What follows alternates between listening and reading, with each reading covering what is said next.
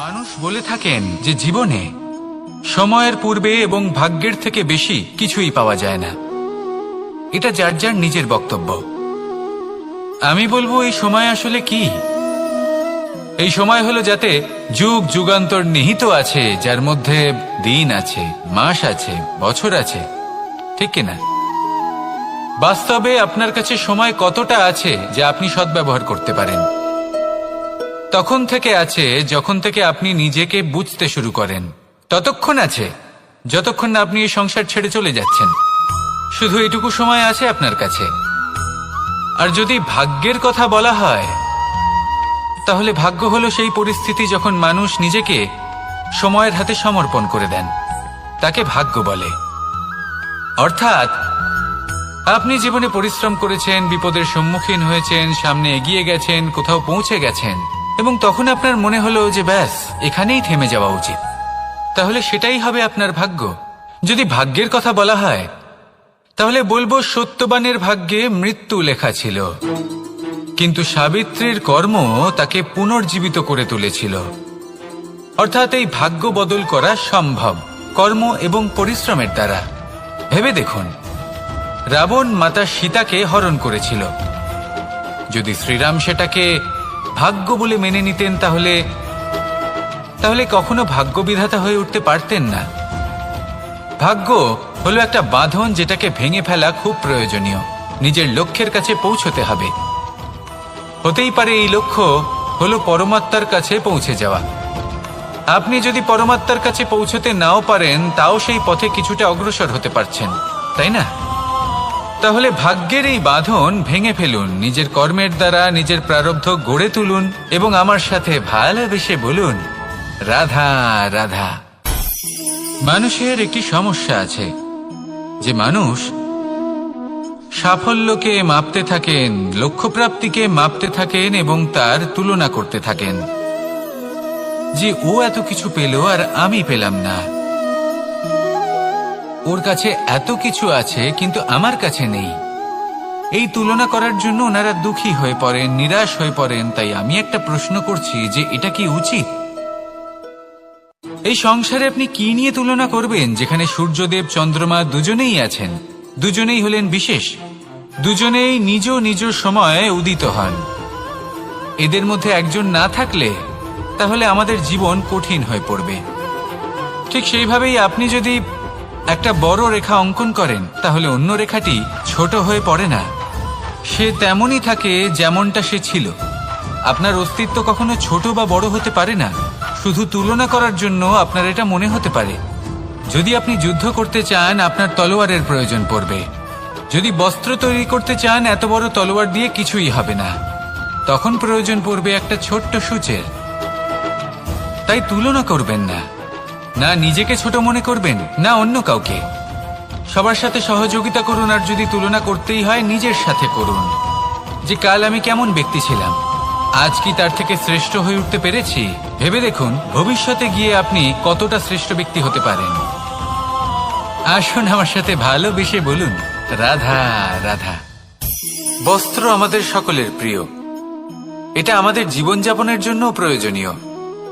আমরা সবসময় চেষ্টা করি সেই বস্ত্র পরতে যা পরলে আমাদের দেখতে ভালো লাগে।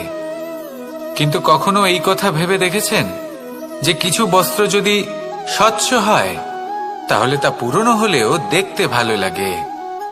ঠিক তেমনি যেমন কোনো খাবার যদি মশলাদার না হয়, অত্যন্ত সুস্বাদু নাও হয়, কিন্তু যদি তা গরম হয়, টাটকা হয়, তাহলে খেতে ভালোই লাগে। ঠিক সেইভাবেই যদি কোনো ব্যক্তি সুন্দর নাও হয়, কিন্তু তার কথা খুবই মধুর হয়, তাহলে সেই ব্যক্তি সকলের প্রিয় হয়। কোনো ব্যক্তি যদি ধনবান নাও হন, কিন্তু তিনি যদি গুণী হন, তাহলে এই সংসারে সম্মান লাভ করেন। সেই জন্য কখনো এই বিষয়ে দুঃখ পাবেন না যে আপনার কাছে ভৌতিক স্বাচ্ছন্দ্য নেই। আপনার কাছে সব থেকে বড় বস্তু, সব থেকে মূল্যবান বস্তু যেটা আছে, সেটা হলো আপনার আত্মা, আপনার মন, আপনার বিচারধারা, আপনার গুণ, আপনার কথা। এগুলো সবসময় শুভ রাখুন এবং সবসময় নিজের সাথে রাখুন। এই জীবন সফল হবে এবং প্রেমময় হয়ে বলে উঠবে, রাধা রাধা। নন্দ বাবাও খেলার ছলে খুব বড় বড় শিক্ষা দিতেন। অনেকদিন আগেকার কথা, বাবা আমার জন্য একটা মানচিত্র নিয়ে এলেন। এটা ছিল জম্বুদ্বীপের মানচিত্র, ঠিক যেন একটা ধাঁধা, যা টুকরো টুকরো করে বিভিন্ন দিকে ছড়ানো, যেগুলোকে আমায় জুড়তে হতো। ব্যাস শুধু এটুকুই ছিল আমার কাজ। আমি বারবার প্রচেষ্টা করলাম, কিন্তু বারবার অসফলই রয়ে গেলাম। বাবা এটা দেখলেন এবং হাসলেন। বাবা বললেন, একটা কাজ করো, এই প্রত্যেকটি অংশকে উল্টে রাখো। আমিও উল্টে রাখলাম। তারপরে দেখলাম প্রত্যেক অংশে মানুষের শরীরের কোনো না কোনো অংশ চিহ্নিত। কোথাও হাত আছে, পা আছে, কোথাও মুখ আছে। বাবা বললেন যে এবার এটা জুড়তে চেষ্টা করো। আমিও জুড়ে দিলাম। মানুষের মানচিত্র পূর্ণ হলো। এবার বাবা বললেন, এটা উল্টে রাখো, মানচিত্র পূর্ণ আকার ধারণ করেছে। আমি বললাম, ঠিক আছে। আমি উল্টে রাখলাম। দেখলাম জম্বুদ্বীপের মানচিত্র পূর্ণ হয়েছে। বাবা বললেন, যদি দেশকে সফল করে তুলতে চাও, শক্তিশালী করতে চাও, স্থির বানাতে চাও, তাহলে সবার আগে দেশবাসীকে একত্রিত করতে শেখো। সকল সৈন্যগণ যখন একজোট হয়ে দাঁড়াবে, তখন দেশের শক্তি আরো বেড়ে যাবে। শুধু তাই নয়, বাবা বললেন, যদি ভালোবাসার সাথে জড়িয়ে পড়ো, তাহলে পরমাত্মাও তোমার সামনে এসে দেখা দেবেন। তাহলে এটাই করুন, আর আমার সাথে ভালোবেসে বলুন, রাধা রাধা। ছোটবেলা থেকেই আমি গরু চড়িয়ে অভ্যস্ত, সেই জন্য সকলে আমাকে গোপাল নামে ডাকত। কিন্তু গোপাল হয়ে আমি একটা অমূল্য শিক্ষা লাভ করেছি। আমি দেখেছি যে গৌশালাতে অনেক বাছুরের মধ্যে একটি গাই তার নিজের বাছুরকে অবশ্যই চিনে ফেলে। যেখানে সমস্ত বাছুর একই রকম দেখতে এবং প্রত্যেকের স্বরও সমান, তারপরেও সকল বাছুরের মধ্যে নিজের বাছুরকে ঠিক চিনতে পেরে যায় এবং তার সাথেই থাকে। ঠিক এইরকমই কিছুটা হয় আমাদের কর্ম এবং তার কর্মফল। আপনি সবার মাঝে থেকেও কোনো কর্ম যদি করেন, সেই কর্মফল সবার মধ্যে আপনাকে চিনে ফেলবে এবং আপনার সাথেই থাকবে। তাই যখনই কর্ম করবেন, ভেবে চিন্তে করবেন। কোনো কর্ম করার আগে একবার ভেবে দেখুন, তাহলে জীবনে বারংবার অনুতপ্ত হতে হবে না। কারণ বিষয়টা কিছুটা এরকম যে এই সংসারে আপনি কাল, কর্মফল এবং সময়, এই তিনের হাত থেকে কখনো লুকোতে পারবেন না, কখনো পালাতেও পারবেন না। আসুন আমার সাথে ভালোবেসে বলুন, রাধা রাধা।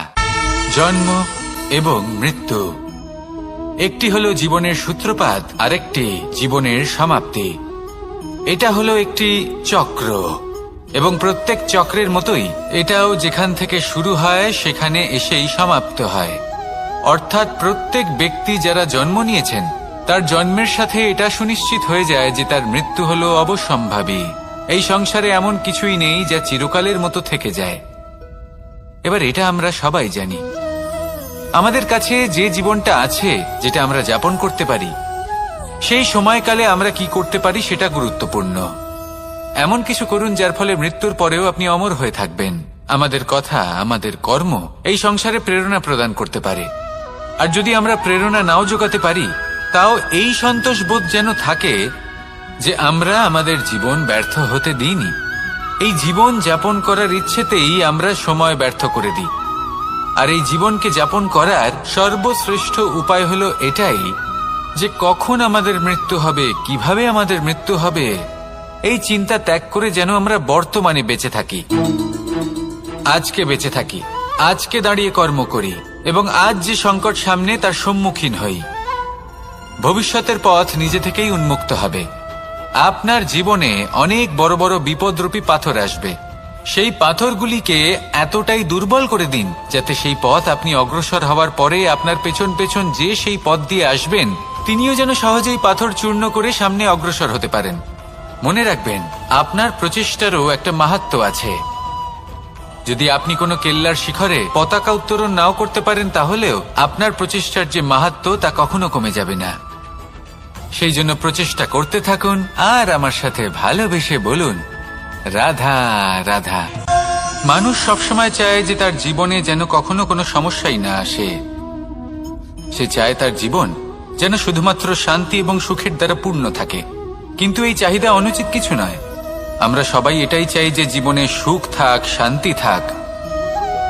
কিন্তু এই কথা সবসময় মনে রাখবেন, যে সূর্য উদিত হন সংসারকে প্রকাশমান করেন, দুপুরবেলায় সংসারকে রৌদ্র প্রদান করেন, সন্ধেবেলায় তাকেও অস্ত যেতে হয়।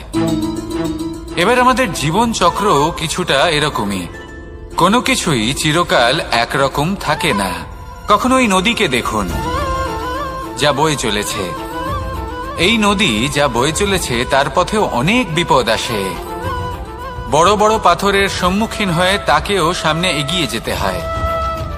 একটি পুকুর যা চারদিক থেকে ঘেরা, তার জীবনে কিন্তু কোনো সমস্যা নেই।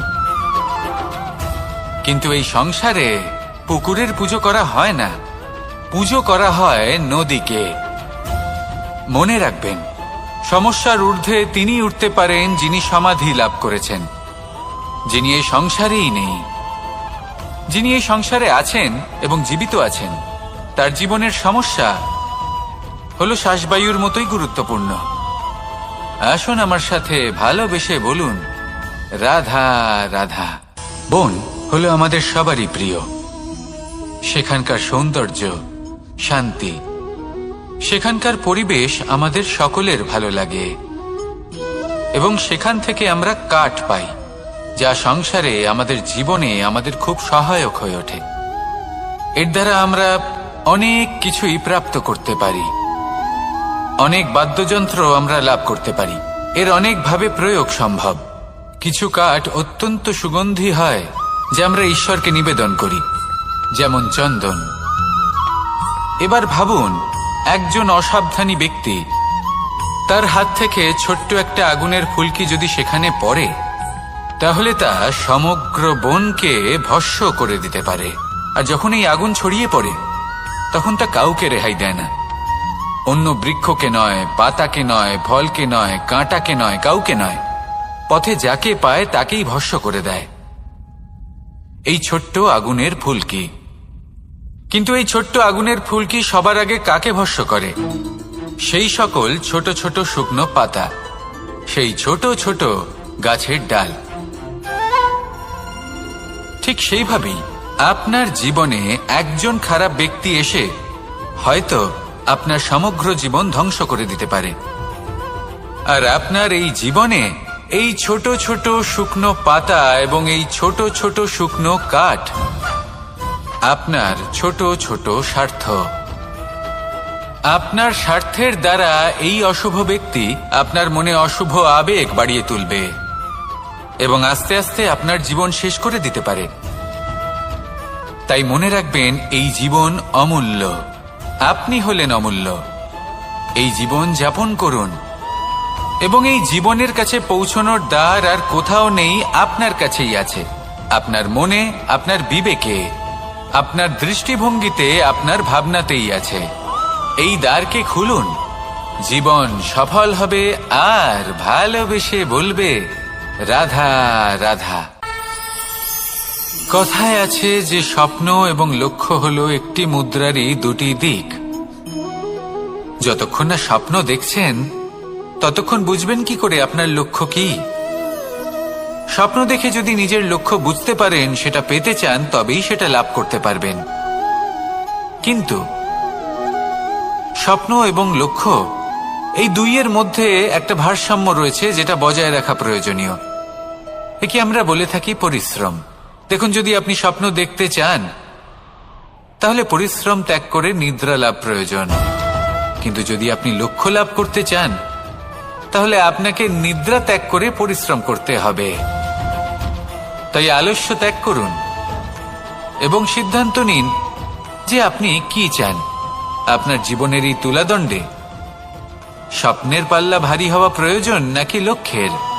আমার মতে এই দুইয়ের মধ্যে যদি ভারসাম্য বজায় রাখেন, তবে পথ নিজে থেকেই সামনে আসবে। শুধু সেই পথে অগ্রসর হতে থাকুন এবং আমার সাথে ভালোবেসে বলুন, রাধা রাধা।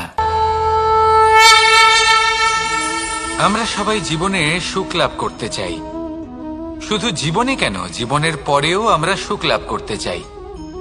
আমরা সকলে স্বর্গের কামনা করি। কিন্তু খুব সহজ একটা কথা, যদি আপনি স্বর্গলাভ করতে চান তাহলে প্রথমে মৃত্যু লাভ করতে হবে। আপনি যদি প্রাণই না দেন তাহলে আপনি স্বর্গলাভ কিভাবে করবেন, তাই না? শুধু এই ছোট্ট একটা বিষয় দ্বারা আমরা জীবনে অনেক কিছুই শিখতে পারি। যদি আপনার কোনো লক্ষ্য থাকে, কোনো মনোবাঞ্ছিত স্থান থাকে, কোনো বড় কাজ আপনি করতে চান, তাহলে সেই সবই হবে। কিন্তু শুধুমাত্র কামনা করলে হবে না, আপনাকে কর্ম করতে হবে, নিরন্তর প্রয়াস, পরিশ্রম, পথ খুঁজতে হবে, সামনে অগ্রসর হতে হবে। কখনো অসফল হলে তার কারণ খুঁজতে হবে, বিপদের সম্মুখীন হতে হবে, অন্তর থেকে নিজের শক্তি বাড়িয়ে তুলতে হবে। তবেই আপনি নিজের লক্ষ্য লাভ করতে পারবেন, মনোবাঞ্ছিত স্থান পাবেন। মহানদী গঙ্গা একটি বিন্দু দ্বারা শুরু হয়, ধীরে ধীরে অগ্রসর হয়। কোনো পাথরে ধাক্কা খেলেও সে থামে না, বরং এগোতেই থাকে। তারপরেই সে মহান নদী গঙ্গা হয়ে উঠতে পারে। পরিশ্রম করুন, লক্ষ্য লাভ করুন, আর আমার সাথে ভালোবেসে বলুন, রাধা রাধা। এই সংসারে 3 ধরনের আবেগ অত্যন্ত গুরুত্বপূর্ণ, যা প্রত্যেক মানুষের জীবনে থাকে। প্রথমটা হলো আনন্দ, যা আমরা সবাই লাভ করতে চাই। দ্বিতীয় হলো ক্রোধ, এটা তখনই আসে যখন আমরা আমাদের উপর নিয়ন্ত্রণ হারাই বা কোনো পরিস্থিতি আমাদের প্রতিকূল হয়ে থাকে। তৃতীয় হলো দুঃখ, এই দুঃখ তখনই আসে যখন কোনো একটা পরিস্থিতি আমাদের মনের মতো হয় না, বা আমাদের প্রিয়জন আমাদের বুঝতে পারেন না, আমরা অমূল্য কিছু হারিয়ে ফেলি, তখন এই দুঃখ আমাদের হৃদয়ে আশ্রয় নেয়।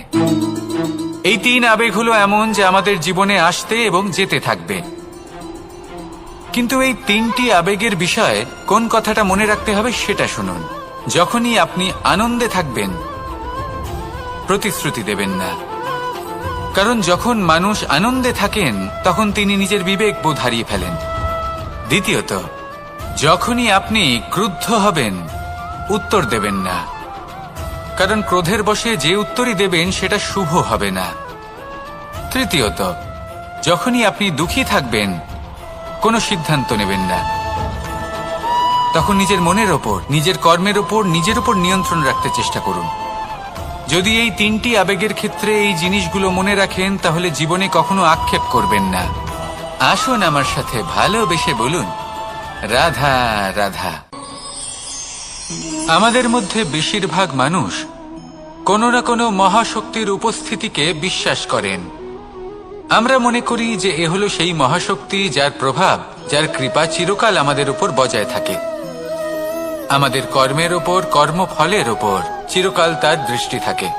আমাদের মধ্যে কেউ একে ঈশ্বর মনে করেন, কেউ বা প্রকৃতি মনে করেন, বা কেউ কোনো গৃহপালিত পশুর মধ্যে মহাশক্তির দর্শন লাভ করেন, বা কেউ কোনো বস্তুর মধ্যে।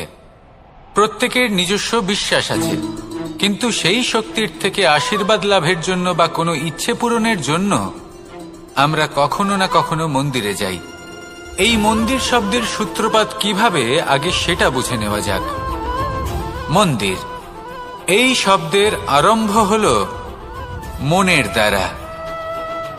কিন্তু বেশিরভাগ মানুষ যখনই মন্দিরে যান কোনো ইচ্ছে পূরণের জন্য বা ইচ্ছে পূরণ হওয়ার পরে ধন্যবাদ দেওয়ার জন্য, তখন তিনি শুধুমাত্র শারীরিকভাবে সেখানে উপস্থিত থাকেন। তার মন তো সাংসারিক কাজের মধ্যেই ঘোরাফেরা করতে থাকে, তাই না? তাহলে বলুন, এর অর্থ কি? যদি আপনি মন্দিরে নিজের মনকেই না নিয়ে যান, তাহলে তার কি লাভ হবে?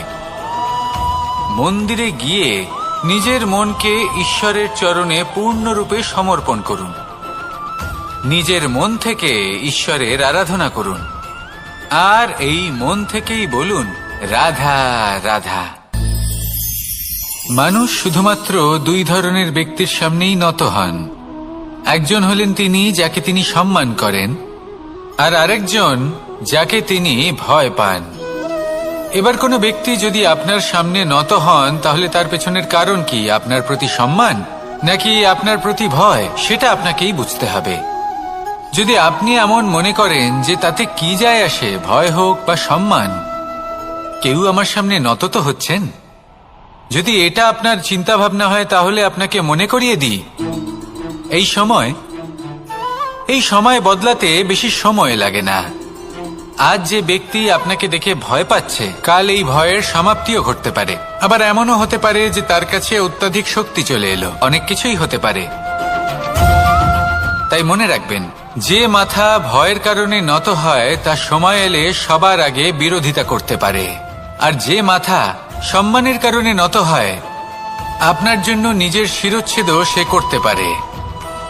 তাই সকলকে আপন করে নিন, কিন্তু ভয় প্রয়োগ করে নয়। কর্ম করুন এবং সম্মান অর্জন করুন। শুধু এটাই করুন আর আমার সাথে ভালোবেসে বলুন, রাধা রাধা। সূচের শেষে একটি ছিদ্র থাকে যার দ্বারা আমরা এই সুতো পরাতে পারি, আর তারপর সূচের সাহায্যে এই সুতো দিয়ে বস্ত্র সেলাই করা যায়। কিন্তু যদি সুতোটা সোজা করে ধরা না হয় তাহলে সূচে কখনো এই সুতো পরানোই সম্ভব নয়। যদি এতে কোনো গিঁট পড়ে তখন তা কখনোই এই ছিদ্র দ্বারা প্রবেশ করা সম্ভব নয়। ঠিক এইভাবেই যদি আপনি কারোর জীবনে প্রবেশ করতে চান, কারোর অন্তরে প্রবেশ করতে চান, তাহলে আপনাকেও সহজ থাকতে হবে। এতে কোনো গিঁট থাকলে চলবে না, অর্থাৎ মনে যাতে কোনো মালিন্য না থাকে, যেন কোনো কুচিন্তা না থাকে। যদি এসব থাকে তাহলে আপনি কখনো কারোর জীবনে প্রবেশ করতে পারবেন না। আর যদি কোনোভাবে আপনি প্রবেশ করেও যান তাহলে তার মনে ঘর করতে পারবেন না। নিজেকে এই সুতোর মতন করে তুলুন, সহজ। মনে যেন কোনো কুচিন্তা না থাকে, সবার প্রতি যেন সদ্ভাবনা থাকে, শুভ চিন্তা থাকে। এমনটা করতে থাকুন। এমন একটা দিন আসবে যেদিন এই সমস্ত সংসারের ব্যক্তির মনে আপনি বাস করবেন, আর তখন এই মন প্রসন্ন হয়ে বলবে, রাধা রাধা। সূর্য হলেন আমার অত্যন্ত প্রিয়। প্রতিদিন আমাকে নতুন শিক্ষা দিতে থাকেন। একবার সূর্যকে দেখুন। 4 প্রহর পর্যন্ত উনি অন্ধকার সহ্য করেন, তারপর আস্তে আস্তে উদিত হন। প্রথমে লাল, তারপর গেরুয়া, তারপর শ্বেত বর্ণ ধারণ করেন। আস্তে আস্তে আকাশে উদিত হন, আর তারপর সমস্ত সংসারে প্রকাশমান হয়ে উঠবেন। এ হলো সূর্যের তপস্যা, তার ধৈর্য, তার প্রতীক্ষা, তার পরিশ্রম, যার ফলে উনি সংসারে সর্বোচ্চ স্থান অধিকার করেছেন। যদি আপনিও এই সংসারে সূর্যের মতোই মহান হয়ে উঠতে চান, সূর্যের মতো এই সংসারে সর্বোচ্চ স্থান অধিকার করতে চান, তাহলে আপনাকে সূর্যের মতোই তপস্যা করতে হবে, প্রতীক্ষা করতে হবে, ধৈর্য ধরতে হবে, পরিশ্রম করতে হবে। তবেই এই সংসারে আপনি সম্মান লাভ করবেন, যশ লাভ করবেন। আসুন আমার সাথে ভালোবেসে বলুন, রাধা রাধা। স্বপ্ন, আমরা জীবনে স্বপ্ন দেখতে থাকি, সেটা পূরণ করার পূর্ণ প্রয়াস করে থাকি। কিন্তু এই স্বপ্ন পূরণ না হওয়ার পরিস্থিতিতে আমরা ভেঙে পড়ি, ছিন্ন বিচ্ছিন্ন হই, আর তারপর এই বোঝা আমরা আগামী প্রজন্মের ওপর রীতিমতো চাপিয়ে দিই। আমরা এটাই মনে করি যে আমরা যেটা হতে পারিনি সেটা আমাদের সন্তান অবশ্যই হবে। আমরা যা কখনো পাইনি আমাদের সন্তান অবশ্যই তা পাবে। এটা যে অনুচিত সেটা আমরা ভাবি না, কিন্তু এটা ভুল, আর এই ভুল আমরা সকলেই করে থাকি। সন্তান প্রকৃতি আর পরমাত্মার আশীর্বাদ, ওদের ভেতরে তাদের নিজের একটা অস্তিত্ব। রাধা রাধা। এই পুকুর দেখছেন আপনি? পুকুরের জল কখনো প্রবাহিত হয় না, একই স্থানে জমে থাকে, আর সেই কারণে কিছুদিন পর ময়লা হতে শুরু করে। কিন্তু তাও আমরা একে ত্যাগ করি না, আমরা তবুও একে পুজো করি। শুধুমাত্র এই কারণে নয় যে অতীতে সে আমাদের তৃষ্ণা মিটিয়েছে, কিন্তু এই কারণেও যে যদিও বা সে ভবিষ্যতে আমাদের তৃষ্ণা না মেটায়, কিন্তু প্রয়োজন হলে আগুন অবশ্যই নেভাতে পারে।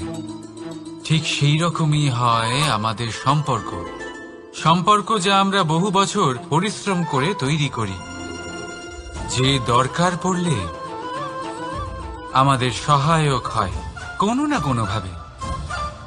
সেই জন্য সম্মান করতে শিখুন এই সম্পর্কগুলিকে। শিখুন এই সম্পর্কগুলিকে অটুট রাখতে। কথায় কথায় এই সম্পর্কগুলিকে ভেঙে দিতে শিখবেন না। রাধা রাধা। বিষ, এই শব্দটা শুনলেই মনে অনেক কল্পনা জন্ম নেয়। কল্পনা অসহ্যকর তিক্ততা, কল্পনা অত্যন্ত বেদনাদায়ক মৃত্যু। এবার যদি আপনাকে জিজ্ঞেস করা হয় যে সবচেয়ে বিষাক্ত বিষ কোনটা, তাহলে আপনি কি বলবেন? কেউ বলবে সর্পের বিষ, কেউ বলবে কাঁকড়া বিছের, কেউ বলবে কালকিউটের বিষ। কিন্তু না, এই সমস্ত রকম বিষ সেই বিষের সামনে টিকতে পারবে না যাকে আমরা বলে থাকি কানের মধ্যে ঢালা বিষ। শুনতে অত্যন্ত মিষ্টি, কিন্তু তিক্ততায় অত্যন্ত বিষাক্ত। পেটের মধ্যে যাওয়া এই বিষ শুধুমাত্র একটি মানুষের মৃত্যুর কারণ হয়, কেবল একটি। কিন্তু কানের মধ্যে ঢালা এই বিষ একাধিক সম্পর্কের নাশ করতে পারে। আর এটাতে সেই ব্যক্তির ভুল নেই যে আপনার কানে বিষ ভরেছে, আপনি তাকে দোষ দিতে পারেন না। এখানে দোষ আপনার নিজের, যে এই বিষকে আপনি নিজের উপরে প্রভাব ফেলতে দিয়েছেন। এই বিষকে সুযোগ দিয়েছেন আপনার ক্ষতি করতে, এটা আপনার ভুল। সেই জন্য কুমন্ত্রণায় কখনো কান দেবেন না। আপনার মনে ভালোবাসার দৃঢ়তা জাগিয়ে তুলুন আর নষ্ট করে দিন এই সংসারের সমস্ত বিষের প্রভাবকে। রাধা রাধা। জীবন,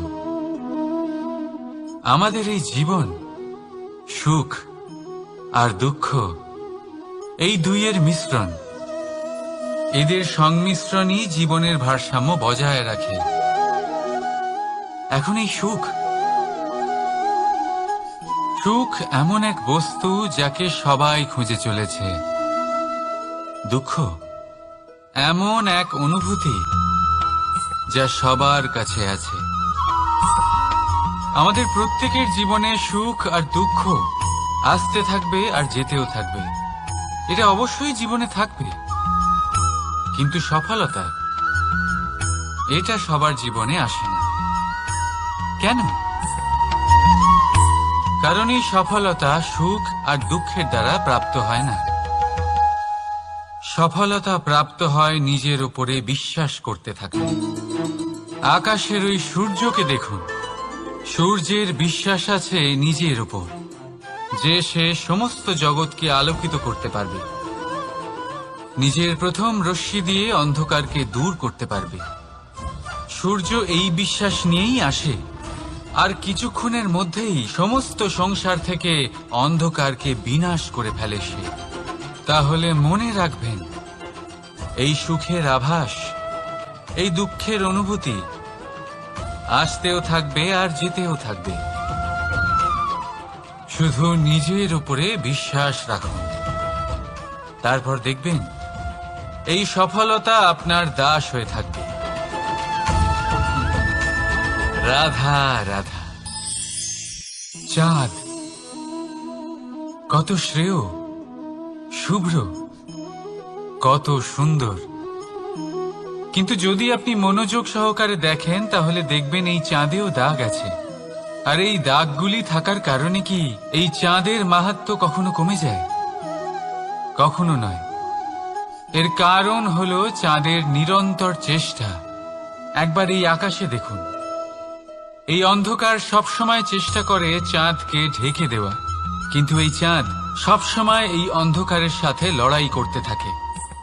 অমাবস্যা থেকে শুরু করে চাঁদের এই যাত্রা পূর্ণিমা অবধি পৌঁছেই যায়। আর তাই এই চাঁদের পুজো করা হয়, এই কারণে এই চাঁদকে মাহাত্ম্য দেওয়া হয়। এইভাবেই যদি আপনার মধ্যে কোনো দোষ থাকে, কোনো খারাপ কিছু থাকে, তাহলে সেটা কোনো বড় ব্যাপার নয়। চেষ্টা করুন সেটাকে শুধরে নেওয়ার, কিন্তু সেই কারণে নিজেকে খারাপ মনে করা, এটা অনুচিত। নিজের ভুলগুলো, নিজের দোষগুলো, নিজের খারাপ দিকের কথা ভুলে আপনি এই সংসারের ভালোর দিকে প্রস্থান করেই দেখুন না। আপনি দেখবেন আপনার অন্তরের তেজ ঠিকরে বেরোচ্ছে। রাধা রাধা। এই পিঁপড়েদের দেখছেন আপনি? সবাই একই রকমের। এদের মধ্যে তফাৎ খুঁজে বার করা অসম্ভব। মনে হয় যেন ওদের আলাদা আলাদা অস্তিত্বই নেই। কিন্তু যদি আপনি মন দিয়ে দেখেন তাহলে দেখবেন প্রতিটা পিঁপড়ের আলাদা কাজ নির্ধারিত। তাদের আলাদা অস্তিত্ব আছে। কেউ বাড়ি বানানোর জন্য মাটি সংগ্রহ করতে পটু, কেউ ঢিপি বানাতে পটু, কেউ খাবার খোঁজায় পটু, আবার কেউ সেই খাবার আনায় পটু। ঠিক সেরকমই হয় মানুষেরা। মনে হতেই পারে সবাই একই রকম, কিন্তু কিন্তু প্রতিটা মানুষের ব্যক্তিত্ব, প্রতিটা মানুষের অস্তিত্ব ভিন্ন হয়। আর সত্যি কথা বলতে কি, প্রতিটা মানুষের ভিন্নতাই আমাদের প্রগতির দিকে নিয়ে যায়। ভাবুন, যদি আপনাকে কারোর সাথে হাত মিলিয়ে চলতে হয়, তাহলে আপনাকে আপনার সোজা হাত তার উল্টো হাতে ধরে এগোতে হবে। এটাই সৃষ্টিকর্তার সৃষ্টির নিয়ম। ভিন্নতা, এই ভিন্নতাকে আশীর্বাদ ভেবে চলুন। এতে কোনো খারাপ নেই। রাধা রাধা। দাদা আমাকে বহুবার জিজ্ঞেস করেন যে কানাই, তুমি রাধার সাথে এই সংসারকে প্রেম শেখাতে এসেছ, তাহলে কেন তুমি রাধাকে এত বিরক্ত করো? কেন ও তোমাকে বিরক্ত করে? কেন এই ঝগড়াঝাটি হয়? কেন এই টানাপোড়েন চলে? এবার এটার উত্তর আমি কিছুটা এইভাবে দিতে চাই। পিঁপড়ে সেই বাড়িতেই প্রবেশ করে যেখানে মধু উপস্থিত আছে। যদি আপনার বাড়িতে মধু থাকে, কোনো মিষ্টি জিনিস থাকে, মিষ্টত্ব থাকে, তাহলে পিঁপড়ে সেখানে অবশ্যই প্রবেশ করবে। ঠিক এইরকমই হয় আমাদের সম্পর্ক। এর মধ্যে ছোটখাটো ঝগড়াঝাটি, টানাপোড়েন, রাগ করা, মন ভাঙানো, এইসব তো চলতেই থাকে। বিশেষ করে সেই সম্পর্কগুলিতে যেখানে মিষ্টত্ব আছে। মনে রাখবেন, যেই সম্পর্কে কোনো খুনসুটি নেই, রাগ করা, মান ভাঙানো নেই, কোনো ছোটখাটো ঝগড়াঝাটি নেই, সেই সম্পর্ক শুধুমাত্র মস্তিষ্ক দিয়ে পালন করা হচ্ছে, মন থেকে নয়। তাই মন থেকে ভালোবাসতে শিখুন। আর এই ছোটখাটো ঝগড়াঝাটির, এই অম্ল মধুর খুনসুটির আনন্দ উপভোগ করুন, কারণ এতেও ভালোবাসা আছে। রাধা রাধা। এই পুস্তক বড়ই কাজের জিনিস। কাহিনী হোক, কবিতা হোক, স্মৃতি হোক, এতে যাই লিখে দেবেন তা ভবিষ্যতের পুঁজি হয়ে যাবে। কিন্তু যদি কখনো এমন হয় যে এই পুস্তক ময়লা হয়ে যায়, বা যদি কোনো পাতায় আপনি ভুল করে কালি ফেলে দেন, বা কোনো বাক্য লিখতে গিয়ে আপনি ভুল করে ফেলেন, তাহলে আপনি কি করেন? সেই পুস্তক কি আপনি তুলে ফেলে দেন? না, তাই তো। শুধু একটা পাতা ছিঁড়ে ফেলেন, যাতে সেই পুস্তক সঠিক থাকে, সুন্দর হয়ে ওঠে। এই পুস্তকের মতোই হয় আমাদের সম্পর্ক। তার সেই এক পাতা, একটা ভুল। তাই যে কোনো সম্পর্কে যদি কারোর কোনো ভুল হয়ে গিয়ে থাকে, তাহলে সেই ভুলকে সম্পর্ক থেকে দূরে করা সঠিক হবে। সেই ভুলকে ভুলে যাওয়াই সঠিক হবে। সেই সম্পর্ক ভাঙা নয়, সেই সম্পর্ক সামলে রাখুন। কারণ ভুল তো সবার দ্বারা হয়। যদি এরকম করেন, তবেই জীবনরূপী পুস্তক আরো সুন্দর হয়ে উঠবে। একে অপরকে ক্ষমা করতে শিখুন।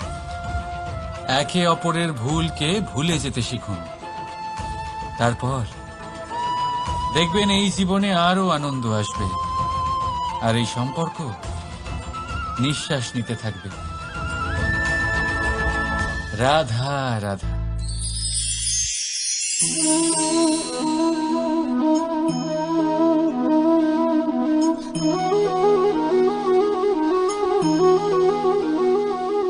আমার এই ছায়া দেখতে পাচ্ছেন আপনি?